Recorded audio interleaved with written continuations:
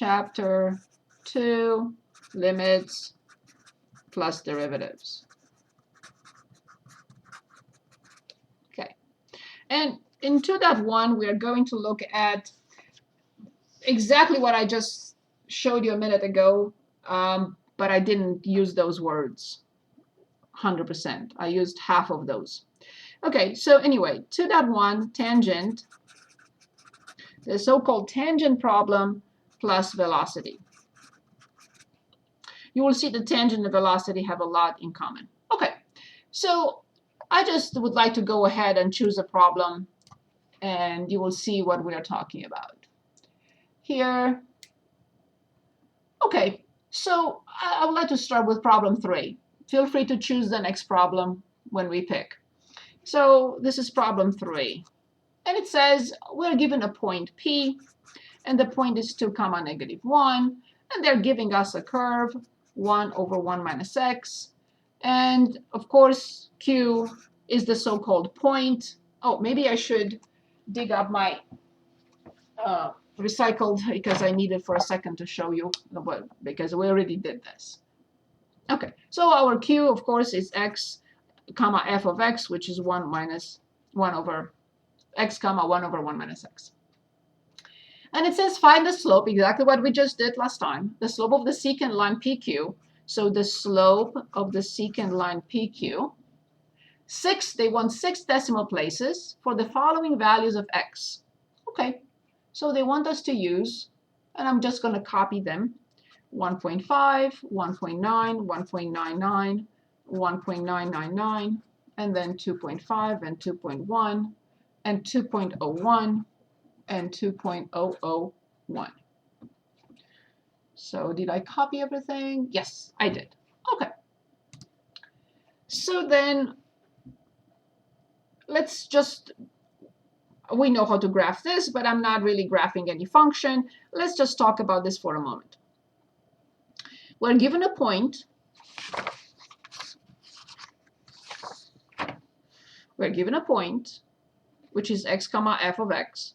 We have the numbers. So here's my graph. Of course, this is not the graph of this function. Again, I'm going back to what we discussed already. So this is my point P, 2 comma -1. And this is my point Q, which is very, very close here. Okay. And that is, but I can, if I plot it here, we're not going to be able to discuss anything. So I'm zooming in. So here's my Q. And my Q is x plus a little bit, comma f of x plus a little bit. Or just simply the function. Same thing. But that's the idea. So x, comma 1 over 1 minus x. Okay. They're asking us to find the slope of the secant line PQ. Okay, fine. Let me draw it first. Not that it's needed. It's not.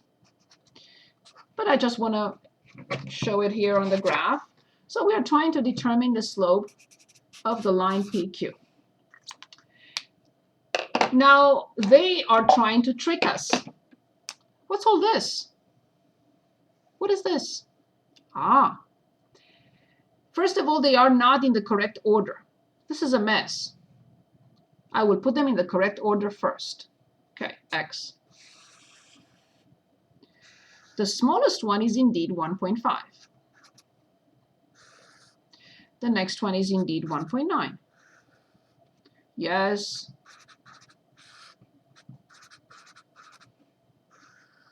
I will have to go to the next page because I need 6 decimal places, so I will not have enough room. Okay. Which one is next in line? Well, I'm going to put it in a different color. And notice that 2 is not there. And now 2.001. Then I continue. The next one is 2.01. Next one is 2.1. And the last one is 2.5.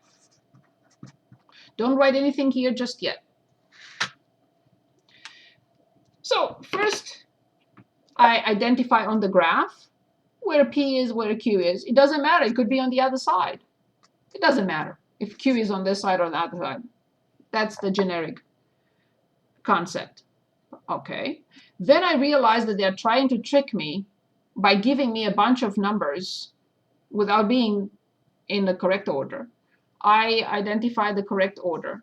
I realize that between these two, something is missing. I don't have to worry about it, but I just left an empty space for it. And then I continue with the numbers. What I want in here is the slope. The slope of the secant line PQ. So I will put the slope here when x is this, and slope here, and so on and so forth. And of course, I'll have to copy MPQ here. Based on what we discussed last time, or from your previous math experience, can anyone give us the formula for the slope of this line? And do not look at these numbers yet. From what you see here, that's why we pictured this, to be able to identify MPQ. Can anyone give us that?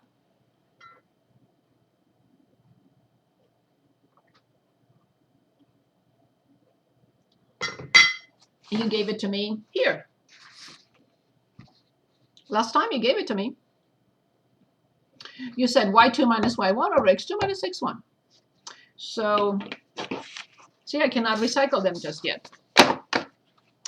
So what do I write? Anyone? Say 1 over 1 minus x minus 1. Very good. Awesome. Over x minus 2. Brilliant. Who was that? Thank you, Victoria. Okay. The only cleanup I have to make or do here or apply is -1 times -1. But this is all I wanted. This is exactly what I wanted. So you already know me. I'm going to put my square, circle, triangle, whatever, and just continue here because that's what lazy people do. They don't want to write that again. So 1 over 1 minus x plus 1 divided by x minus 2. So I have this formula, and I have x. Can I plug in 2 in this formula? Can I give, by plugging 2 in this formula, can I get a number here?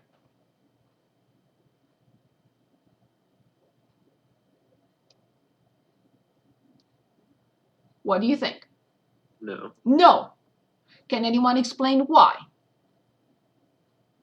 The denominator will become 0. Exactly. And when the denominator is 0, can anyone refresh our memory on that so we can write this note here? A number divided by 0. This is not 0. A number over 0, not 0 over 0. What is it called? Undefined, right? Brilliant. Great job. Good. So I cannot plug in 2. But in this formula, the simplified one, sorry, in the simplified form, I will plug in 1, 2, 3, 4, 5, 6, 7, 8 numbers and write the slope underneath. Let's do it. I'm going to share my screen. I'm going to click on my calculator. With your permission, I would like to record this piece and post it because when I share my screen, obviously I'm not writing anything, and of course I'm not recording you, right? I'm just recording the calculator, so I can post this. Okay, so in y equals, where is my record button? And I'll stop after I finish this explanation. I'm recording on this computer. Okay, perfect. Okay, so we start with y equals. In y equals, clear if you have anything in there. I will enter the slope exactly the way you gave it to me, but with appropriate parentheses. Be very careful. The numerator has to be in parentheses.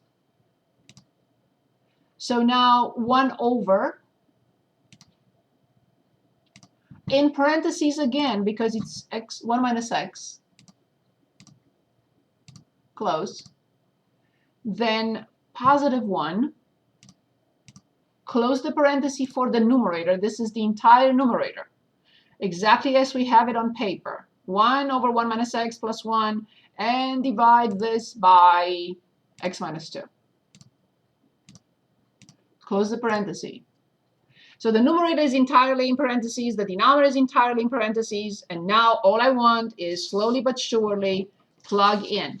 So I don't know if you have used the calculator or not so far. Go to second and table set and make sure that the independent variable is in the ask mode. You don't care about the table start. We don't care about that.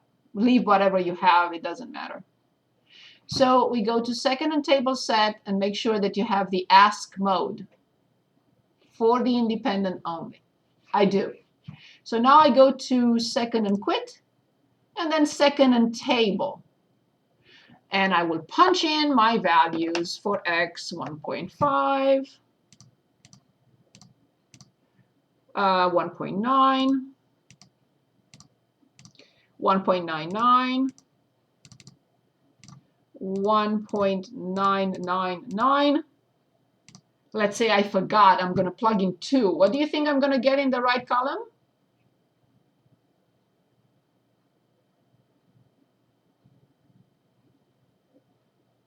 When I click on enter? Error. Exactly. As expected. 2.001. And then 2.01. And then 2.1. And then 2.5. I'm copying these numbers on paper now. So for 1.5, I got 2. They want 6 decimal places in that case. Because they want 6, I have to highlight the number. 1.111111. Next, 1.010101. Next, 1.001001. Next, 0.999001, because it says 6 decimal places. Then next, and I put in 0.990099, and then next. Oops. 0.909090, and finally 0.666667. That's all I needed to record. Where is my recording? Where do I stop it? Where does it say? Okay, I have to, okay. No, I have to stop. Okay, I am pause. Okay, I terminated that. So now I can post that after class as well. Good. So back to our table. I put in my numbers. So I determined the slope of the AC. Say it again. Rick, you said something? Nothing else. Mistake. Is it your mistake or my mistake? My mistake. I didn't mean to unmute. Don't worry. Okay, then. If it's my mistake, I have to correct it. If it's your mistake, you don't have to. Okay, perfect. So now the next question. Let me share my screen again. Where is my screen here? Okay. Where are you guys? Okay. Good. So we did determine. Using the results of part A, guess the value of the slope of the tangent line to the curve at such and such. Fine. So then I don't have to I don't have to guess. I'll show you in a moment another way. But for now, what do you think the slope of the tangent line this one. What do you think the slope of the tangent line would be at that point? I'm looking for my ruler.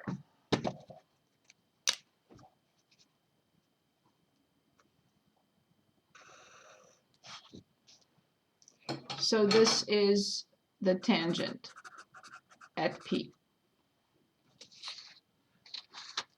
Getting closer and closer from this side, 1.999, you can even plug in 1.9999999 or 2.000000001. What do you think the slope will be going from this way and from this way? Your guess. 1. 1. Okay, so let's take a look and see if we can simplify this a little bit. So that's the answer. Let's go back and see if there is anything else. If they want anything else, no, they don't want anything else. Fine. So notice one thing. If we only have one point, we cannot determine the slope of a tangent line or a line. If I have 2 points, I can determine the slope of the line, secant line. But then I say, okay, let's see what happens if Q gets closer and closer, closer and closer from this side, or closer and closer, closer and closer, as we did here, from this side. So from this, I want to look at this. Why? What's the big deal? Exactly what we talked about a few minutes ago.